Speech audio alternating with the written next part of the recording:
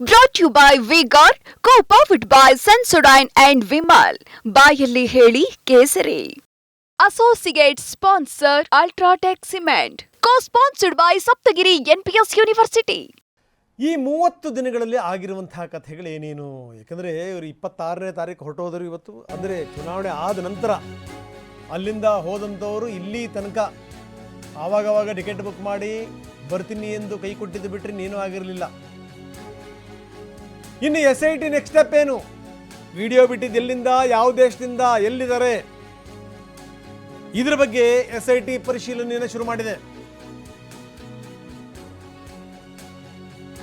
SIT ಈಗ alert ಆಗಿದೆ. ಎಲ್ಲಿಂದ ಬಂತು ವಿಡಿಯೋ, ಯಾರಿಗೆ ಕಳಿಸಿದ್ರು, ಏನು ಎತ್ತ, ಅದ್ರ ಬಗ್ಗೆ ಶುರು ಆಗಿದೆ. ಅದರಿಂದ ಏನಂಥ ದೊಡ್ಡ ಉಪಯೋಗಗಳಾಗುತ್ತೆ ಅಂತ ಏನು ಹೇಳಕ್ಕಾಗಲ್ಲ. ಯಾಕಂದ್ರೆ ಅವರೇ ಬರ್ತೀವಿ ಅಂತ ಹೇಳಿದಂಥ ಸಂದರ್ಭದಲ್ಲಿ ಇದು ತಗೊಳ್ಳೋಣ. ಇದು ಇನ್ವರ್ಟರ್ AC. ನೀವು ಗ್ಯಾಮ್ಲರ್ ಅಲ್ವಾ? ಗ್ಯಾಮ್ಲರ್ ಜೂಜಾಡ್ತಿರಲ್ವಾ? ನೀವು ಜೂಜಾಡ್ತೀರಾ? ಇಲ್ಲ, ಯಾರು ಏನು ಹೇಳಿದ್ರು ಅಂತ ನೀನು ಎಷ್ಟು ಕಾಸ್ಟ್ಲಿ ಹಾಗೂ ಡೆಲಿಕೇಟ್ AC ತಗೊಂಡು ಸ್ಟೆಬಿಲೈಸರ್ ತಗೊಳ್ಳಿಲ್ಲ ಅಂದ್ರೆ ಇದು ಜೂಜಾಟ ತಾನೇ. ಒಂದೇ ಫ್ಲಕ್ಚುಯೇಷನ್ ಗೆ ನಿಮ್ಮ ಇನ್ವರ್ಟರ್ AC ಪಾರ್ಟ್ಸ್ ಡ್ಯಾಮೇಜ್ ಆಗಬಹುದು. ಅದನ್ನು V-Guard ಉಪಯೋಗಿಸಿ ಸುರಕ್ಷಿತವಾಗಿರಿಸಿ. V-Guard, India's #1 stabilizer. ವಿಚಾರಿಸ್ಕೊತಾರೆ ಅಷ್ಟೇ. ಎಲ್ಲಿಂದ, ಯಾವ ದೇಶದಿಂದ, ಯಾರಿಗೆ ಬಂತು, ಏನು ಎತ್ತ. ಯಾಕಂದ್ರೆ ಇವರಂತೂ ಹೋಗಿ ಅಲ್ಲಿಂದ ಎತ್ತಕ್ಕ ಬಂದ್ಬಿಡ್ತಾರೆ. ಅವೆಲ್ಲ ಆಗದಿರುವಂಥ ಕೆಲಸಗಳು ಅಷ್ಟು ಸುಲಭ ಅಲ್ಲ. ಒಬ್ಬ ವ್ಯಕ್ತಿ ಅವನೇನಾದರೂ ಆಗಿರಲಿ, ಒಂದು ದೇಶಕ್ಕೆ ಹೋದಂಥ ಸಂದರ್ಭದಲ್ಲಿ ಆ ದೇಶದ ಅತಿಥಿ ಆಗ್ಬಿಡ್ತಾನಲ್ಲಿ. ಸುಖ ಸುಮ್ಮನೆ ಹಂಗೆ ಹಿಡ್ಕೊಂಬರಕ್ಕಾಗಲ್ಲ. ಇಲ್ಲಾಂದ್ರೆ ಹಿಂದೆ ಯಾವಾಗೋ ಮಾಡಿಬಿಡ್ತಾ ಇದ್ರು ಇವರು. ಈಗ SIT ಅಲರ್ಟ್ ಆಗಿದೆ.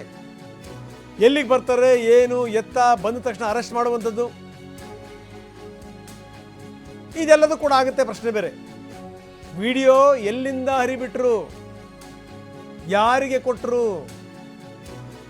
ಎಲ್ಲಿ ಉಳ್ಕೊಂಡಿದ್ದಾರೆ, ಯಾರ ಜೊತೆಗಿದ್ದಾರೆ, ಬರ್ತೀವಿ ಬರ್ತೀವಿ ಅಂತೇಳಿ ಯಾಕೆ ಬರಲಿಲ್ಲ, ಎಲ್ಲಿಂದ ಎಲ್ಲೆಲ್ಲಿ ಸುತ್ತಾಡಿದ್ರು, ಈ 30 ದಿನಗಳ ಕಾಲ ಆಗಿರುವಂಥ ಕಥೆ ಏನು ಹಾಗಾದರೆ? ಸೊ ಇದೆಲ್ಲದರ ಬಗ್ಗೆ ಈಗ SIT ತಲೆ ಕೆಡಿಸ್ಕೊಂಡಿದೆ. ರಾಜಪ್ಪ ನಮ್ಮ ಪ್ರತಿನಿಧಿ ಈಗ ನೇರ ಸಂಪರ್ಕದಲ್ಲಿದ್ದಾರೆ. ರಾಜಪ್ಪ, ಭಾಳ ಗಮನಿಸಬೇಕಾದಂಥ ಸಂಗತಿ, ಈಗ SIT ಈಗ ಅಲರ್ಟ್ ಆಗಿದೆ. ವಿಡಿಯೋ ಬಂದ್ ಆದಮೇಲೆ, ಅಂದರೆ ಅವ್ರು ಅಲರ್ಟ್ ಆಗಿ ಅಥವಾ ಈಗ ಎಲ್ಲಿದ್ದಾರೆ ಅಲ್ಲಿಂದ ಹೋಗಿ ಎತ್ತಕೊಂಬರ್ತೀವಿ, ಆ ಥರದ್ದೆಲ್ಲ ಆಗದಿರುವಂಥ ಕೆಲಸಗಳು ನಂಬರ್ 1. ಎರಡನೇದೇನು ಅಂದರೆ ಇಲ್ಲಿ ಭಾಳ ಬುದ್ಧಿವಂತಿಕೆ ಇದೆ. ಇಲ್ಲಿ ಇವರೇ ವಿಡಿಯೋ ಮಾಡಿ ಬಿಟ್ಟಿರೋದನ್ನು ನೋಡಿದ್ರೆ, ಅಂದರೆ ಮುಂದಾಗುವಂಥ ದೊಡ್ಡ ಪ್ರಮಾಣದ ಮುಜುಗರಗಳಿದೆಯಲ್ಲ, ಆ ಮುಜುಗರಗಳನ್ನು ತಪ್ಪಿಸ್ಕೊಳ್ಳುವಂಥ ನಿಟ್ಟಿನಲ್ಲಿ ಇದೊಂದು ಹೆಜ್ಜೆ ಇದು. ಯಾಕೆಂದರೆ ನಾಳೆ ಬೇರೆ ಬೇರೆ ವಿಮಾನ ನಿಲ್ದಾಣಗಳಲ್ಲಿ ಅಧಿಕಾರಿಗಳು ಅಲರ್ಟ್ ಆಗಿಬಿಡುವಂಥದ್ದು, ಬಂದಂಥ ಸಂದರ್ಭದಲ್ಲಿ ಅವ್ರನ್ನ ಅರೆಸ್ಟ್ ಮಾಡ್ಕೊಂಡು ಕರ್ಕೊಂಬರೋದು.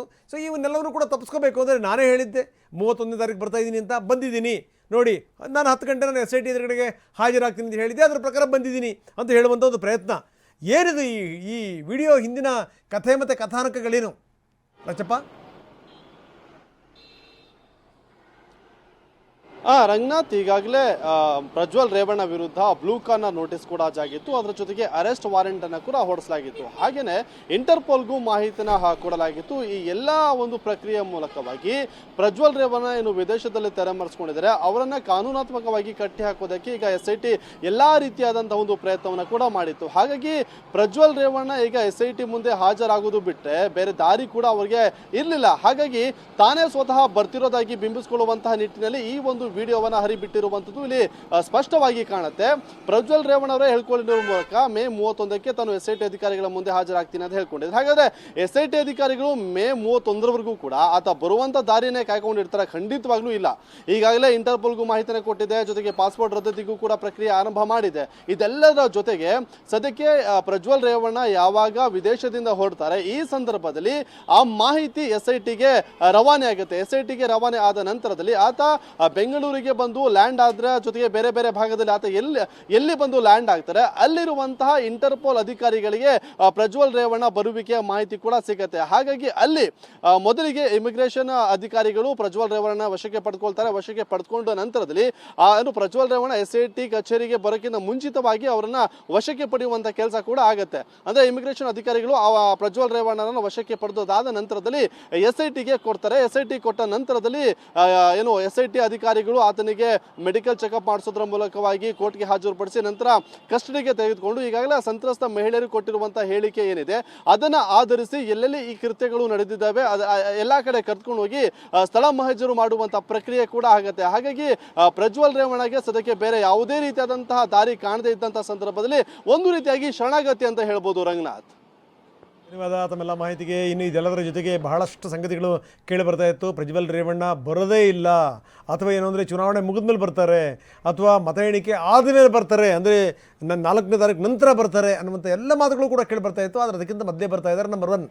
ನಂಬರ್ 2, ಎಲ್ಲ ಒಂದು ಕಡೆಗೆ ಏನು ಅಂದರೆ ಯಾರ ಸಂಪರ್ಕಕ್ಕೂ ಸಿಗ್ತಾ ಇಲ್ಲ, ಕುಟುಂಬದ ಸಂಪರ್ಕಕ್ಕೂ ಕೂಡ ಅವರಿಲ್ಲ ಅನ್ನುವಂಥ ಮಾತುಗಳು ಕೇಳಿ ಬರ್ತಾ ಇತ್ತು. ಸೊ ಬಹುಶಃ ಇದನ್ನೆಲ್ಲ ನೋಡಿದಂಥ ಸಂದರ್ಭದಲ್ಲಿ ಇವೆಲ್ಲವೂ ಕೂಡ ಸುಳ್ಳು ಅಂತ ಅನ್ನಿಸ್ತಾ ಇದೆ. ಯಾಕಂದರೆ ಎಲ್ಲಾದರೂ ಈ ವಿಪರೀತವಾದಂಥ ಡಿಪ್ರೆಷನ್ಗೆ ಹೋಗ್ಬಿಟ್ಟಿದ್ರೆ, ವಿಪರೀತವಾದಂಥ ಐಸೋಲೇಷನಲ್ಲಿ ಇದ್ದುಬಿಟ್ಟಿದ್ದರೆ, ಅಥವಾ ಕೊರಗಿಬಿಟ್ಟಿದ್ದರೆ ಈ ಪ್ರಜ್ವಲ್ ರೇವಣ್ಣವ್ರ ಮುಖ ನೋಡಿದಂಥ ಸಂದರ್ಭದಲ್ಲಿ ಹಂಗೆ ಅನಿಸಲ್ಲ. ಜೊತೆಗೇನು ಅಂತಾರೆ, ಎಲ್ಲೋ ಕಡೆವರೆಗೂ ನಂಬಿಕೆ ಇದೆ, ನಾನು ವಾಪಸ್ ಬರ್ತೀನಿ, ಗೆಲ್ತೀನಿ ಅಂತ. ಅದಕ್ಕೋಸ್ಕರ ಅವ್ರು ಹೇಳೋದು ನ್ಯಾಯಾಲಯದ ಮೇಲೆ ನನಗೆ ನಂಬಿಕೆ ಇದೆ, ಜೊತೆಗೇನೋ ನಾನು ಬರ್ತೀನಿ, ನಾನು ಎಲ್ಲ ವಿವರಗಳನ್ನು ಹೇಳ್ತೀನಿ, ನನ್ನ ವಿರುದ್ಧ ಷಡ್ಯಂತ್ರಗಳಾಗಿದೆ ಅನ್ನುವಂಥ ಮಾತನ್ನು ಹೇಳ್ತಾ ಇದ್ದಾರೆ. ಹಾಸನದ ಕೆಲ ನಾಯಕರುಗಳು ಸೇರಿಕೊಂಡಂಗೆ ನನ್ನ ವಿರುದ್ಧ ಷಡ್ಯಂತ್ರಗಳನ್ನು ಮಾಡಲಾಗಿದೆ ಅನ್ನುವಂಥ ಆರೋಪವನ್ನು ಮಾಡ್ತಾ ಇದ್ದಾರೆ ಪ್ರಜ್ವಲ್. ಜೊತೆಗೇನು ಅಂತಾರೆ, ನನಗನ್ನಿಸ್ತಾ ಇದೆ ಪ್ರಜ್ವಲ್ ನಿರಂತರವಾಗಿ ಕೆಲವರ ಸಂಪರ್ಕದಲ್ಲಿದ್ದರು.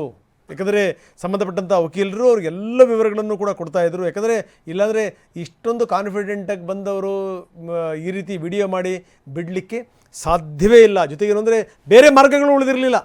ಯಾಕಂದರೆ ಬ್ಲೂ ಕಾರ್ನರು, ರೆಡ್ ಕಾರ್ನರ್ ನೋಟಿಸ್ಗಳು, ಅದು ಇದು ಸಂಗತಿಗಳು, ಜೊತೆಗೇನು ಅಂದರೆ ಹಿಡ್ಕೊಂಬರಕ್ಕೆ ಏನೇನು ವ್ಯವಸ್ಥೆಗಳು ಮಾಡಬೇಕು ಅಂತ ಕೇಂದ್ರದ ಮೇಲೆ ವಿಪರೀತವಾದಂಥ ಒತ್ತಡಗಳು, ಸಿದ್ದರಾಮಯ್ಯನವರು ಬರೆದಂಥ ಬ್ಯಾಕ್ ಟು ಬ್ಯಾಕ್ ಪತ್ರಗಳು, ಮೊದಲನೇ ಪತ್ರ ಬರೆದ್ರು, ಸೆಕೆಂಡ್ ಲೆಟರ್ ಬರೆದ್ರು ಪ್ರಧಾನಮಂತ್ರಿಗಳಿಗೆ, ಜೊತೆಗೆ ಇದಕ್ಕೆ ಸಂಬಂಧಪಟ್ಟಂಗೆ ಆಗ್ತಿರುವಂಥ ವಾಗ್ದಾಳಿಗಳು, ಒಬ್ರಿಗೊಬ್ಬರು ನೀವೇ ಕಳಿಸಿದಿರಿ ಅಂತ ಅವರು, ನೀವೇ ಕಳಿಸಿದಿರಿ ಅಂತ ಇವರು, ಯಾಕೆ ನೀವು ಹಿಡ್ಕೊಂಬರಲ್ಲ ಅಂತ ಇವರು, 2 ಪತ್ರ ಬರೆದಿದ್ದೀನಿ ಇನ್ನೂ ಕೂಡ ಉತ್ತರ ಕೊಟ್ಟಿಲ್ಲ ಪ್ರಧಾನಮಂತ್ರಿಗಳು ಅಂತ CM ಅವರು.